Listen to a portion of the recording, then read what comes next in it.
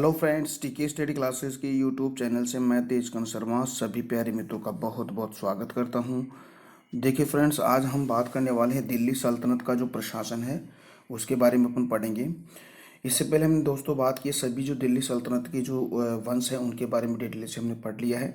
जैसे हमने बात की थी सबसे पहले गुलाम वंश की बात की थी, फिर इसके बाद में खिलजी वंश, तुगलक वंश, सैयद वंश और लोधी वंश के बारे में डिटेल से पढ़ लिया है। और इन वंशों में जितने भी जो पराक्रमी जो राजा हुए हैं उन सभी के बारे में हमने बहुत ही डिटेल से पढ़ लिया है।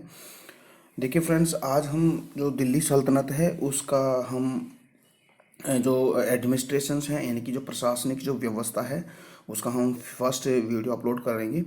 तो फ्रेंड्स जुड़े रहेगा और टीके स्टडी क्लासेस चैनल है उसको आप लगातार शेयर सब्सक्राइब भी करते रहेगा।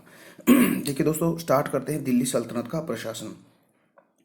आज हम बात करेंगे जो सेंट्रल जो शासन व्यवस्था है दिल्ली सल्तनत की यानी कि केंद्रीय शासन व्यवस्था है उसके बारे में हम डिटेल से पढ़ेंगे। तो देखिए दोस्तों, सबसे पहले हम बात करते हैं जो जो केंद्रीय शासन व्यवस्था है उसके बारे में देखेंगे।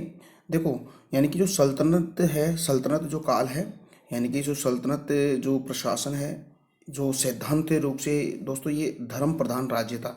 यानी कि जो सल्तनत जो काल था वो अगर हम सैद्धांतिक रूप से देखें तो दोस्तों ये एक धर्म प्रधान राज्य था, यानी कि धर्म की सर्वोच्चता थी। ठीक है दोस्तों, यानी कि एक धर्म प्रधान क्या था, ये राज्य था, ये धर्म प्रधान राज्य था दोस्तों। ठीक है, देखिएगा इसमें और बातें करते हैं। यानी कि जो खलीफा होता था दोस्तों, ये सल्तनत काल का वैधानिक रूप से एक सर्वोच्च अध्यक्ष हुआ करता था। इस किसका मुस्लिम साम्राज्य का हम यूँ कह सकते हैं कि जो सल्तनत काल था वो उस सल्तनत काल में जो खलीफा हुआ करता था वो दोस्तों वैधानिक रूप से एक खलीफा राज्य का सर्वोच्च अध्यक्ष हुआ करता था।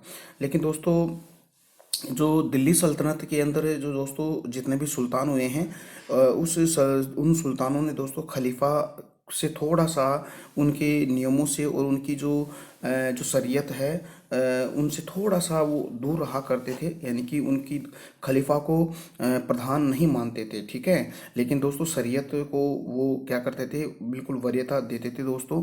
तो देखिएगा कैसे, देखिएगा यानी कि जो हम कह सकते हैं कि जो सभी जो दिल्ली के सुल्तान हैं यानी कि जो दिल्ली के सुल्तान हैं मुस्लिम परंपरा के अनुसार दोस्तों ये खलीफा के आधिपत्य को स्वीकार तो करते थे, लेकिन दोस्तों अपने आप को स्वयं को वो खलीफा या हम कह सकते हैं नायक समझते थे।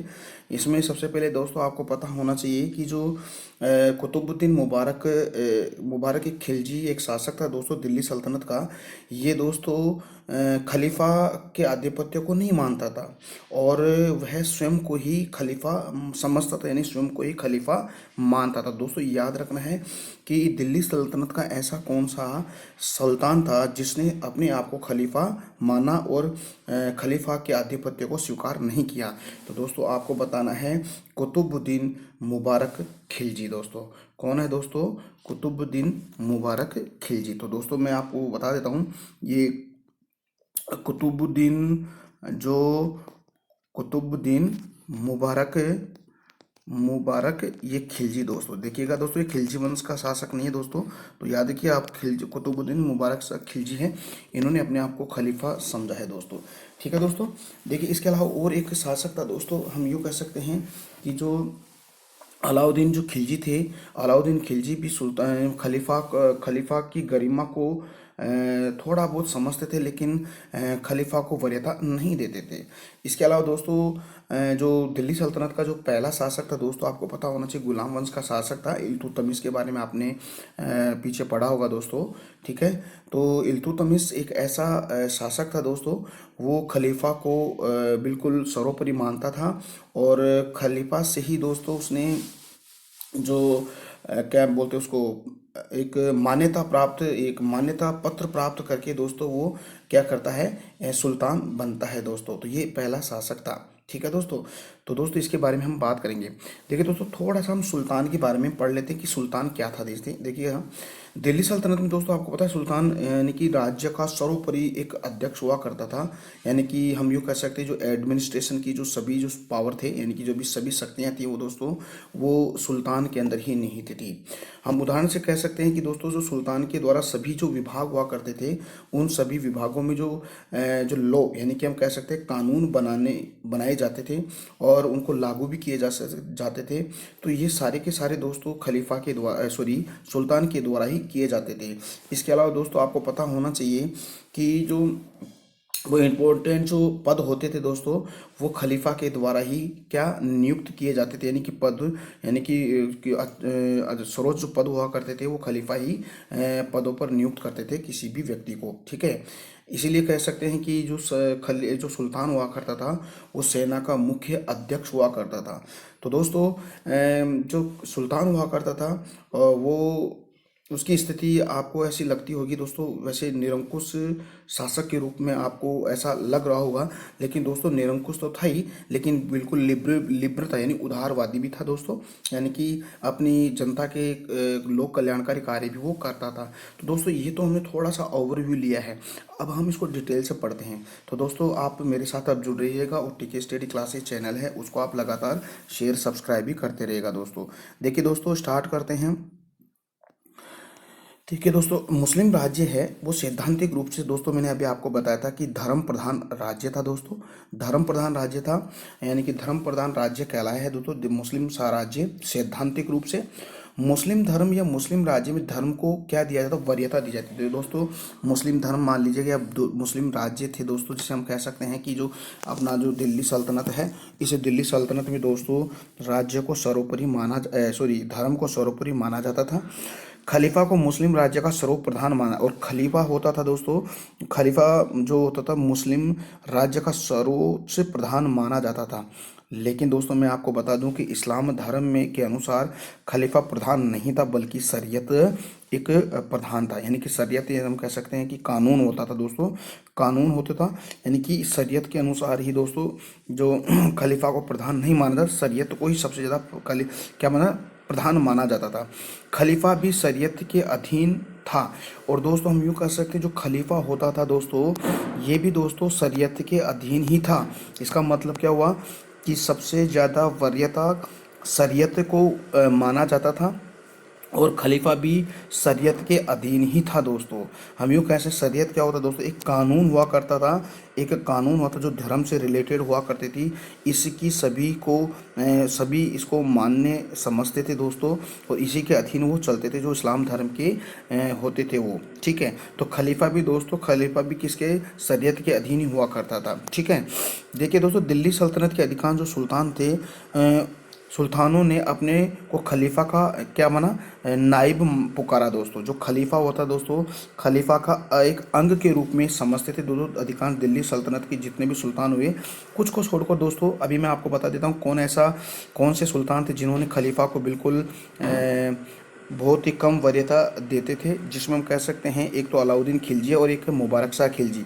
आपको पता होना चाहिए कि जो अलाउद्दीन खिलजी है ये खलीफा को सुल्तान के पद की स्वीकृति नहीं ली। यानी कि जब ये सुल्तान बना तो सुल्तान के पद पर बैठने से पहले दोस्तों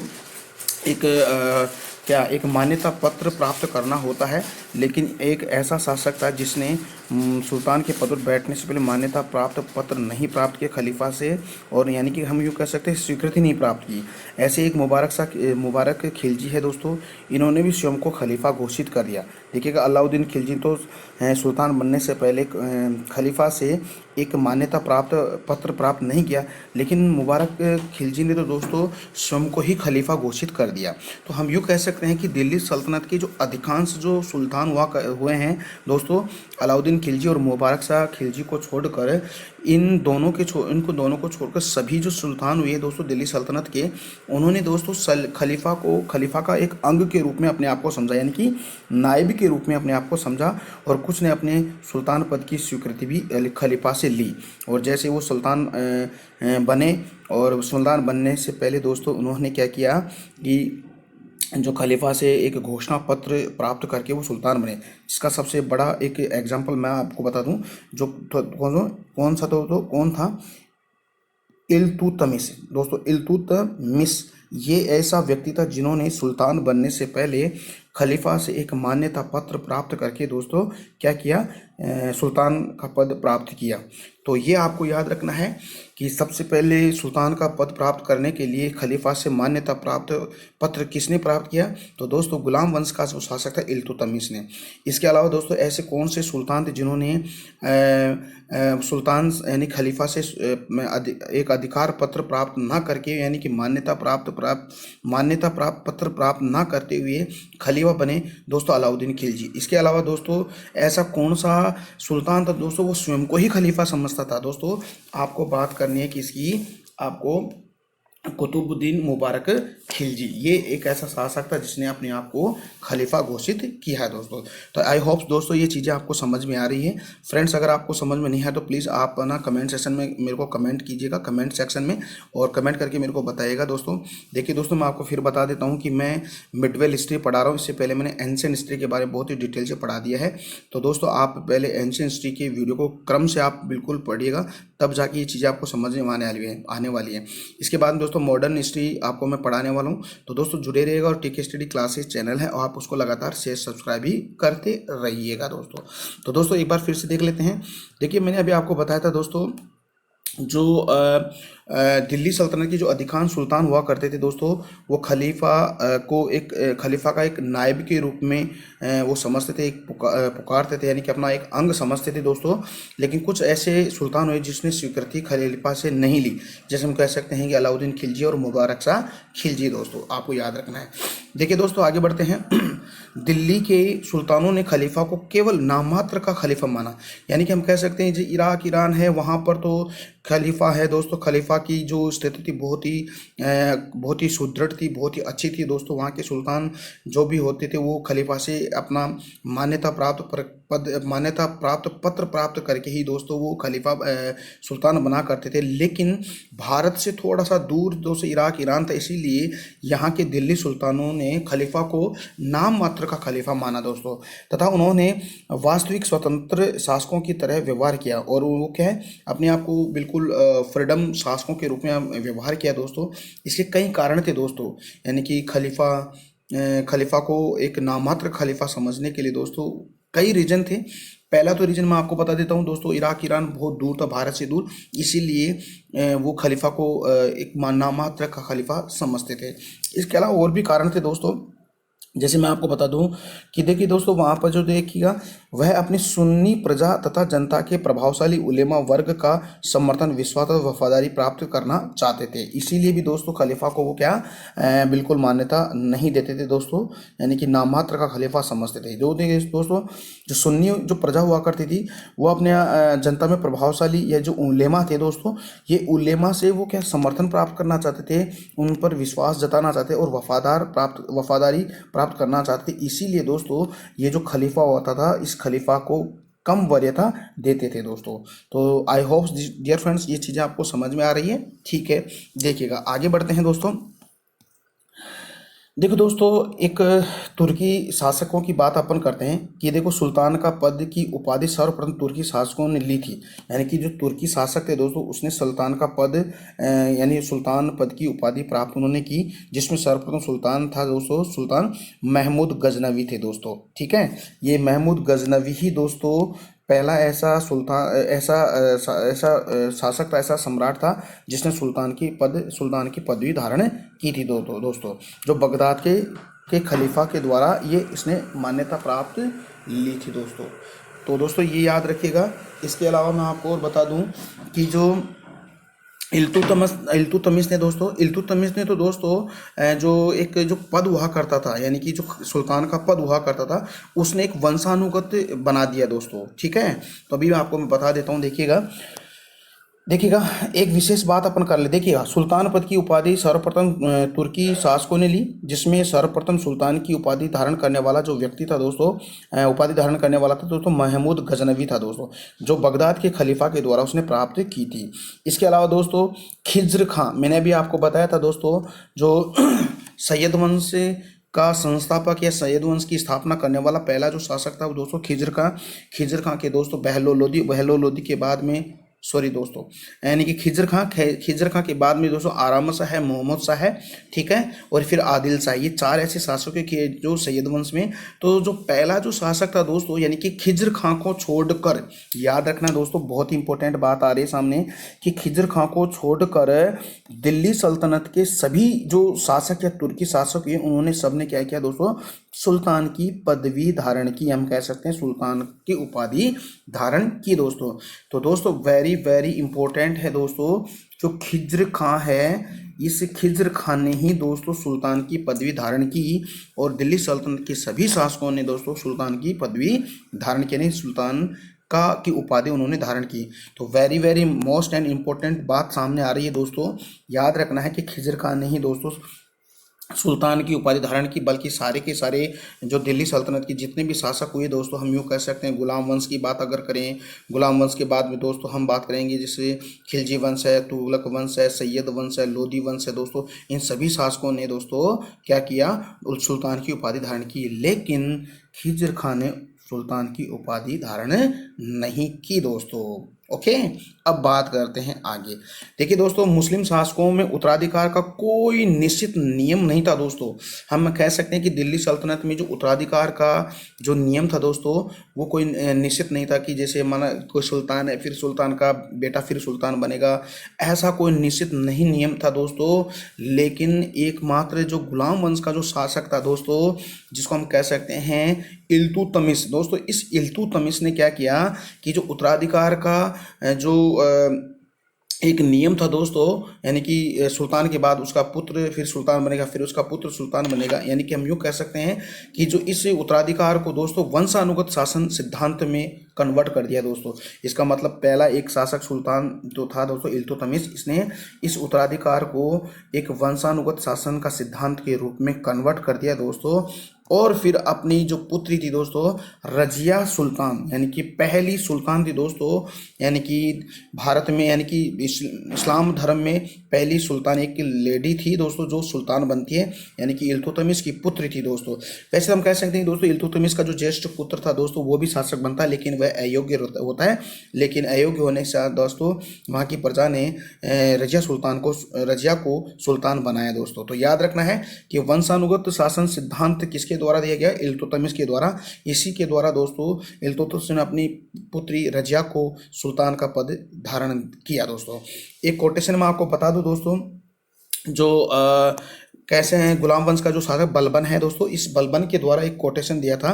तो ये कहता है कि राजा देवताओं का अंश होता है, यानी कि जो भगवान का अंश होता है दोस्तों राजा, और उसकी इसकी समानता कोई भी मनुष्य नहीं कर सकता। हम यूँ कह सकते हैं कि राजा होता है वो देवता के समान होता है, यानी देवता का अंश होता है, देवता के रूप में एक भेजा हुआ एक दूत होता है, जिसकी समानता सामान्य मनुष्य के द्वारा नहीं की जा सकती दोस्तों। ये कोटेशन बलबन के द्वारा दी जाती है दोस्तों। तो दोस्तों आई होप ये चीज़ें आपको समझ में आ रही है दोस्तों, ठीक है, और उम्मीद करता हूँ ये समझ में आ भी रही है आपको। अगर दोस्तों आपको ये समझ में नहीं आ रहा तो प्लीज़ प्लीज़ प्लीज़ अपना जो टीके स्टडी क्लासेस चैनल का जो कमेंट सेक्शन है उस कमेंट सेक्शन में आप कमेंट करके मेरे को बताइएगा दोस्तों। तो दोस्तों ये चीज़ें समझ में आ गई है। ओके, बढ़ते हैं आगे।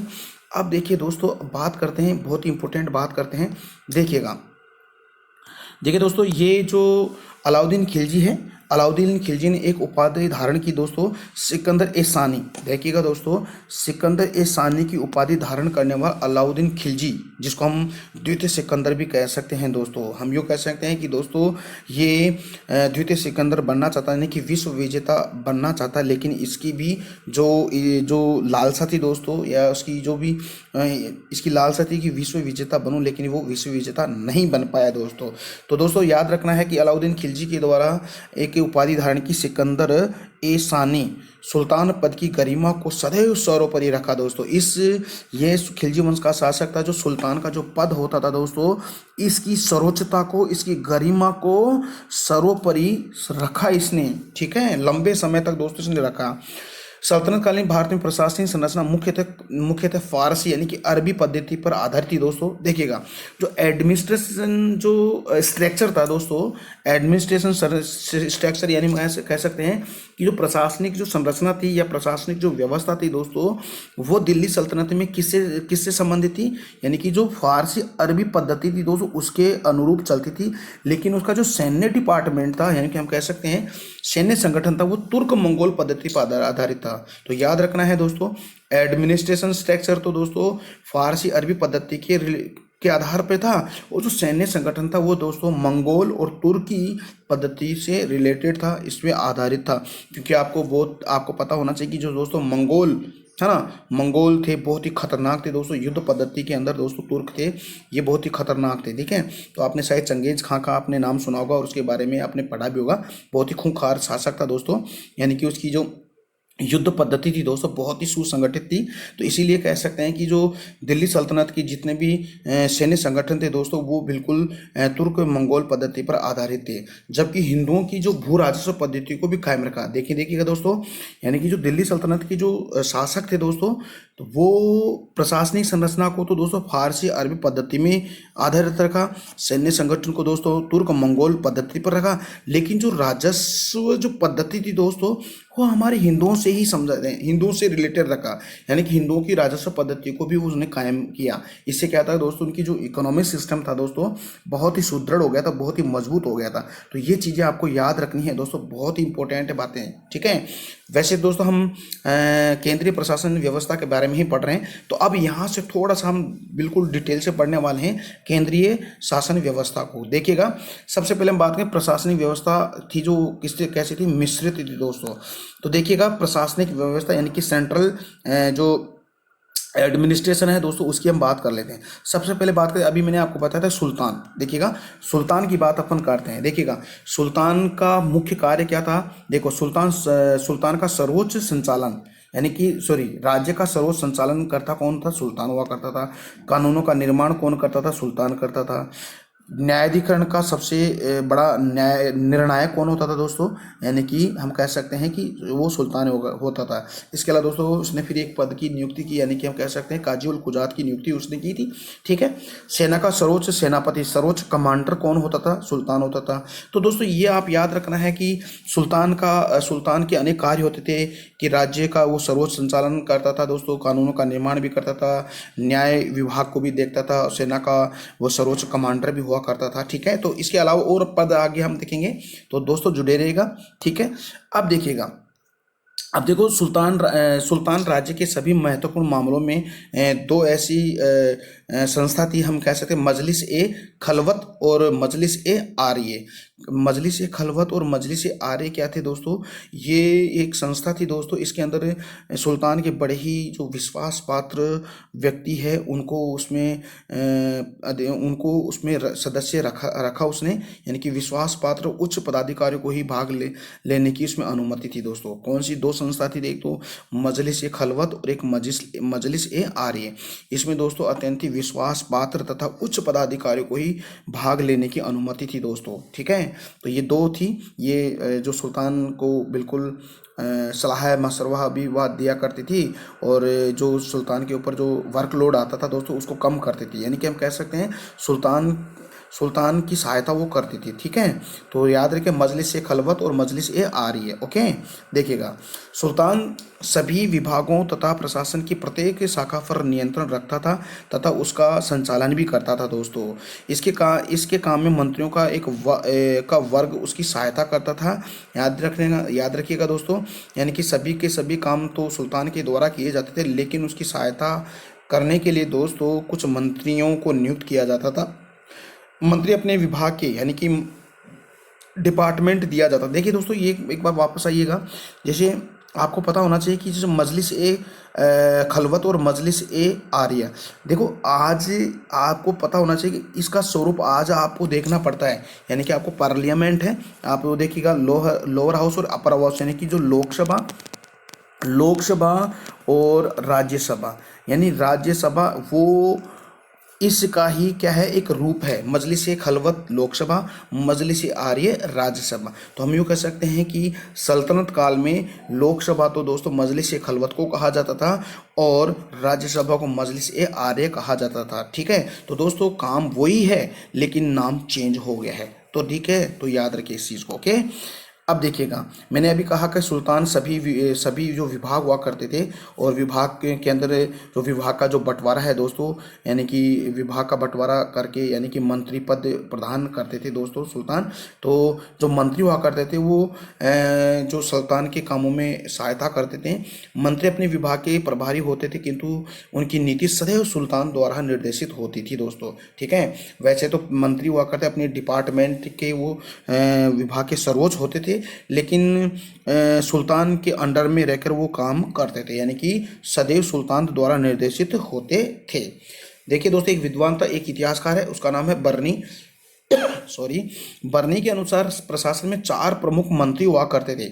इसके अलावा और भी मंत्री हम पढ़ेंगे दोस्तों, लेकिन सबसे इम्पोर्टेंट है ये 4 मंत्री दोस्तों। इनके विभाग का हम इनके विभागों की बात करेंगे और इनके जो प्रमुख कार्य हैं उनकी भी हम चर्चा करेंगे। तो ठीक है, तो 4 कौन से हैं देखिए दोस्तों। एक है आपका दीवान विजारत, दीवान अर्ज, दीवान इंसा और दीवान रसालत। दोस्तों ये 4 मंत्री हुआ करते थे। इन मंत्रियों का डिपार्टमेंट यानी इसका विभाग हम देखेंगे, इनके कार्य देखेंगे। तो दोस्तों जुड़े रहेगा और टीके स्टडी क्लासेस चैनल है उसको आप लगातार शेयर सब्सक्राइब भी करते रहेगा। ठीक है दोस्तों, ओके, बढ़ते हैं आगे।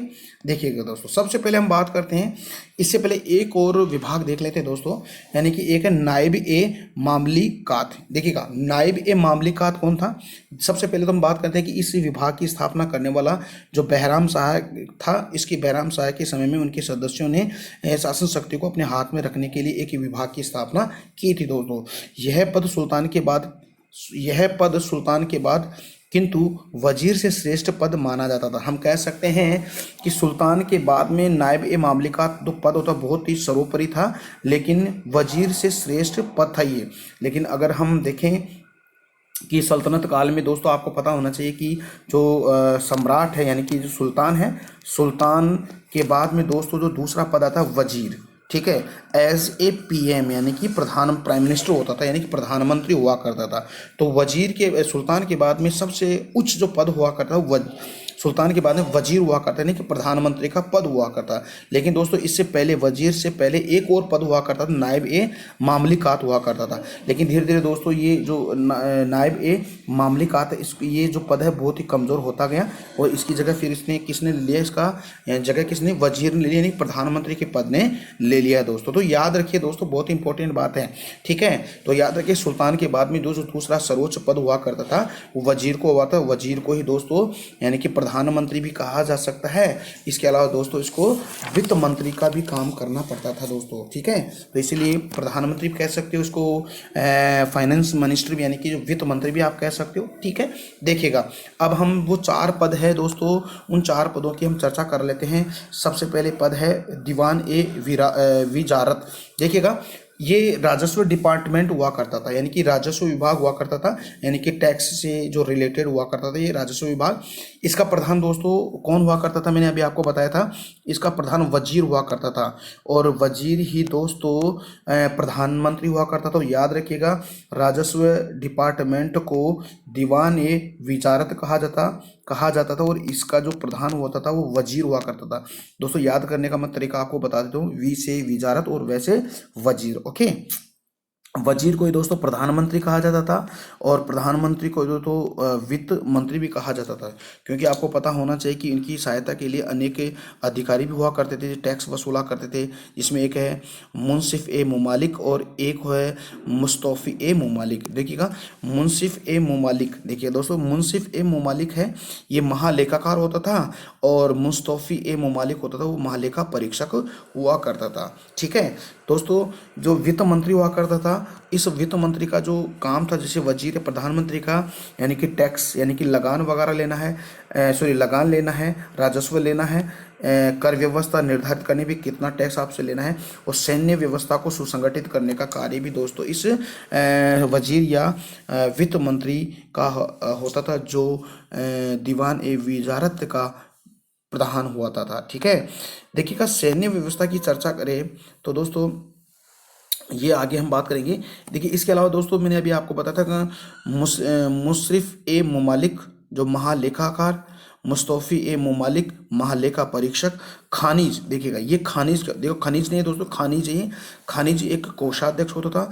मजूमदार दोस्तों शेष राशि का हिसाब किताब रखने वाला होता था। तो ये दोस्तों प्रधानमंत्री का या वजीर पे ऊपर जो वर्कलोड बढ़ जाता था तो उसकी सहायता मुशर्रफ ए मुमालिक, मुस्तौफी ए मुमालिक है, खानिज है, मजूमदार है, ये इसकी सहायता करते थे दोस्तों। तो आई होप दोस्तों ये चीज़ें समझ में आ रही हैं। तो पहला हुआ दीवान ए विजारत। अब देखिएगा सेकंड जो है उसकी बात करें दीवान ए आरिज, या उसको अर्ज भी कह सकते हैं, कंफ्यूज भी होने की बात नहीं है दोस्तों। दीवान ए आरिज या दीवान ए अर्ज दोस्तों, दीवान ए आरिज दीवान ए अर्ज है, ये सैनिक डिपार्टमेंट हुआ था, यानी कि सेंट्रल का जो सैनिक विभाग था उसको कहा जाता था। तो याद रखिएगा दीवान ए आरिज या दीवान ए अर्ज यानी कि दिल्ली सल्तनत के अंदर जो केंद्रीय जो सैनिक विभाग था उसको कहा जाता था। और इसका जो अध्यक्ष दोस्तों आरिज ए मुमालिक हुआ करता एज ए रक्षा मंत्री, याद रखिएगा। देखिएगा दीवान ए आरिज या अर्ज है वो केंद्रीय विभाग होता था, इसका अध्यक्ष आरिज ए मुमालिक एज ए आज का रक्षा मंत्री। अब देखिए दोस्त इसके प्रमुख कार्य क्या क्या हो सकते हैं। देखिएगा रक्षा मंत्री यानी कि आरिज ए मुमालिक के जो केंद्रीय विभाग का जो अध्यक्ष हुआ करता था, हम कह सकते हैं दीवान ए आरिज है उसका अध्यक्ष हुआ करता, उसके कार्य क्या क्या हो सकते हैं।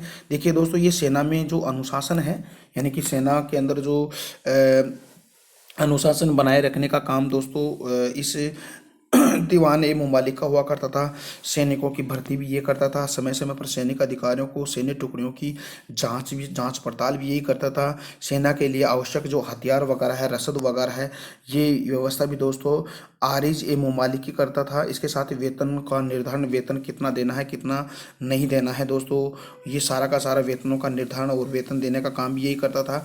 सैनिकों का जो हुलिया बदलना है, ठीक है, ये सारा का सारा काम दोस्तों आरिज ए मुमालिक ही करता था, एज ए रक्षा मंत्री करता था। जो दीवान ए आरिज या अर्ज का ये क्या होता था, अध्यक्ष होता था, जो सैनिक विभाग था दोस्तों। ओके, देखिए एक विशेष बात अपन कर लेते हैं कि जो आरिज ए मुमालिक है सेना का मुख्य सेनापति नहीं था। ओके, तो ये थोड़ा सा आपको याद रखें, मुख्य रूप से वो सेना का सेनापति नहीं था। ठीक है, देखिएगा इसके बाद हम बात करते हैं अगला दीवान ए इंसा। देखिएगा दीवान ए इंसा यानी कि राजकीय पत्र विभाग हुआ करता था। इस राजकीय पत्र विभाग का अध्यक्ष होता दबीर ए खास। वैसे दोस्तों आपको याद रखें दबीर का मतलब था लेखक। ओके, तो याद रखना है दबीर ए खास, दबीर ए मुमालिक होता था। ये क्या काम करता था, देखो इसका मुख्य कार्य था सुल्तान द्वारा अन्य राजाओं को जो भी पत्र लिखे जाते थे और अधिकारियों को जो भी शाही आदेश देने भेजे जाते थे उनकी लिखना, उनको भेजना तथा उनका रिकॉर्ड रखना इसका बहुत ही प्रमुख कार्य था दोस्तों। तो याद रखिएगा दीवान ए इंसा पत्र विभाग का राजकीय पत्र डिपार्टमेंट हुआ करता था। इसका अध्यक्ष दबीर ए खास, दबीर ए मुमालिक भी कह सकते हो। इसका प्रमुख कार्य था दोस्तों कि जो सुल्तान द्वारा अन्य राजाओं को जो भी पत्र लिखा जाता था उन अधिकारियों को शाही आदेश भेजता था और उसके लिखना, उसको भेजना या उसको रिकॉर्ड रखने का कार्य करता था। इसीलिए इस पद का सुल्तानों द्वारा अत्यंत विश्वास पात्र व्यक्ति को ही नियुक्त करता है, यानी कि यहाँ पर जो जिसको अध्यक्ष बनाया जाता था वो बिल्कुल बहुत ही विश्वास पात्र व्यक्ति को ही इस पद पर नियुक्त किया जाता था दोस्तों। ओके, तो दीवान ए इंसा याद रखिएगा। दीवान ए विजारत राजस्व विभाग होता था जिसका अध्यक्ष वजीर, प्रधानमंत्री, वित्त मंत्री हुआ करता था। दीवान ए आरिज ए मुमालिक इसका अध्यक्ष होता था जिसको हम सैन्य विभाग कहलाता था। दीवान ए इंसा यानी कि जो राजकीय पत्र विभाग जिसका अध्यक्ष दबीर ए खास, दबीर ए मुमालिक हुआ करता था। अब बात करते हैं आगे फोर्थ नंबर पे दीवान ए रसालत एज ए विदेश मंत्री हुआ करता था, यानी कि ये डिपार्टमेंट था विदेश डिपार्टमेंट था। हम यूँ कह सकते हैं, देखो विदेश मंत्री यानी कि हम कह सकते हैं कि वैदेशिक मामलों में सुल्तान को सलाह देने का मुख्य कार्य था। इसके अलावा दोस्तों विदेश वार्ता, कूटनीति संबंध निर्देश, विदेशी पत्र व्यवहार, राजदूतों का आदान प्रदान का काम करता था। दीवाने रसालत यानी विदेश विभाग था, ये डिपार्टमेंट था। देखिए विदेश क्या था, जैसे जैसे जैसे मान लेते हैं कि विदेश क्या था, जैसे आज अब आप अमेरिका, यूरोप, ये ऐसा थोड़ी ना है दोस्तों, तुर्क है, इटली, ईरान, फ्रांस, ब्रिटेन, ये विदेश नहीं था। यानी कि हम कह सकते हैं जैसे मान लीजिए ये कोई राजा है, इसकी सीमा यहाँ पे है और दूसरे राजा की सीमा यहाँ पे लग रही है, तो इसका मतलब इस राजा का विदेश ये हो गया और इस राजा का विदेश ये हो गया। ठीक है, तो ये याद रखिएगा। तो ऐसे मामलों को बिल्कुल अंजाम देने के लिए दोस्तों दीवान ए रसालत का एक डिपार्टमेंट बनाया गया, जिसको विदेश मंत्री हम कह सकते हैं। दोस्तों ये तो 4 इंपॉर्टेंट विभाग हो गए जो बर्ने के द्वारा दिए गए थे। अब इसके अलावा अन्य जो डिपार्टमेंट की हम चर्चा कर लेते हैं। देखिएगा अन्य विभाग, देखिए दोस्तों काजी उल कुजात, मैंने आपको बताया था कि न्याय विभाग को देखता था काजी उल कुजात। वैसे तो सर्वोपरि तो सुल्तान ही हुआ करता था, लेकिन इसके अलावा दोस्तों काजी उल कुजात था, यह मुख्य न्यायाधीश होता था। इसका विभाग दीवाने कजा, याद रखिएगा, इसका डिपार्टमेंट दीवानी कजा कहलाता था।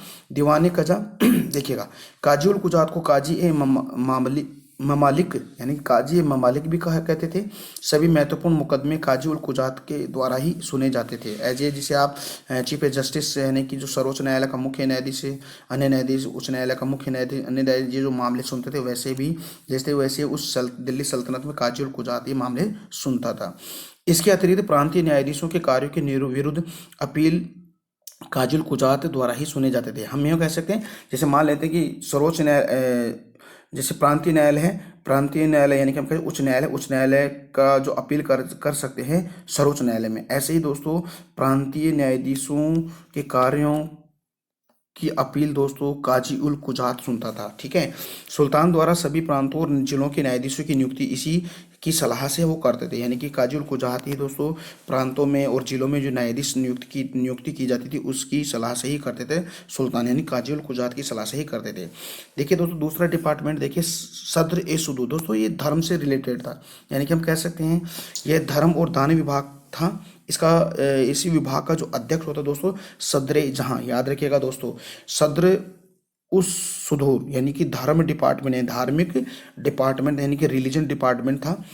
दान विभाग था, इसका जो अध्यक्ष होता था वो सदर जहां होता था। इसका मुख्य कार्य धार्मिक मामलों में सुल्तान को सलाह देना तथा सुल्तान द्वारा दान में दी जाने वाली धनराशि को लोगों तक वितरित करना, डिस्ट्रीब्यूट करना होता था। इसलिए ये डिपार्टमेंट था सदर ए सुदूर।